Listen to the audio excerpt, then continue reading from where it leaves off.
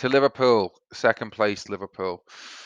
Uh, the headline signings: Darwin Nunez, Calvin Ramsey, and Fabio Carvalho. And on the way out, we've got Divock Origi, Sadio Mane, which is a huge one, and Takumi Minamino. Fascinating stuff for Liverpool. Obviously, this was the summer that they had circled for some time. They knew that basically the linchpins of their success over the last couple of years. But the three main linchpins, obviously, look, it's a very talented team, but the three primary stars in that team, the best players in that team, are Sadio Mane, Mohamed Salah, and Virgil van Dijk. Previously, before this summer, Virgil van Dijk was the highest paid player at the club. Both Mane and Salah contracts were coming at the end of next season, giving Liverpool this is the last chance they'd have to sell them or renegotiate contracts. I think previously with Salah and Mane might have been on 100 grand a week. Salah was on about 150 grand a week. They've obviously far outperformed those salaries. I think for reference, I think Jesse Lingard was on 150 grand a week at Manchester United.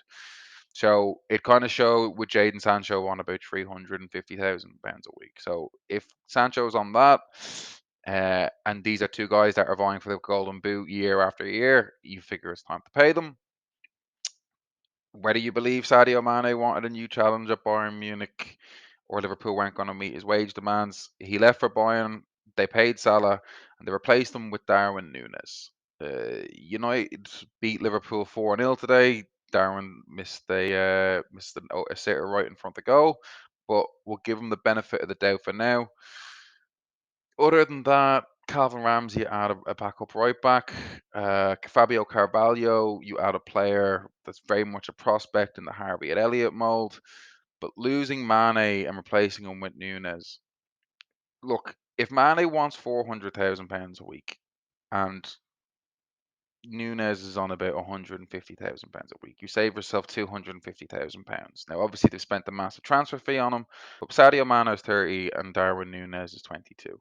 If Darwin Nunez hits and becomes a star and becomes a player that you can bank away for 15 to 20 goals a season, Liverpool keep this Klopp era rolling and they keep it going. But it's very much a fork in the road moment for them. At the moment, I would probably lean with the proven. Sadio Mane looks like a player that's, he doesn't look like slowing down any soon.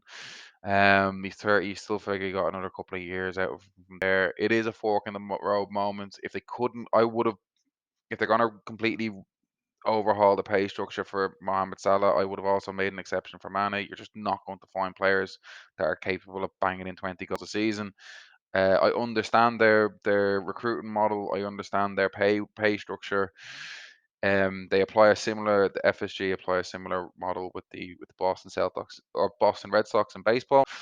So I can see where they're coming from, but it's it's it's a B.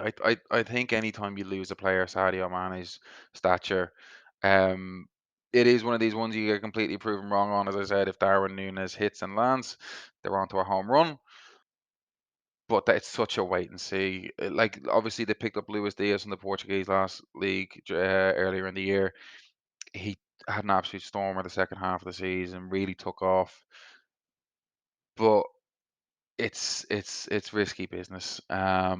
He did look impressive last year in the Champions League from what I've seen of him. He obviously put up great numbers in Portugal from there, but it's hard to give any higher than a B with the great unknown.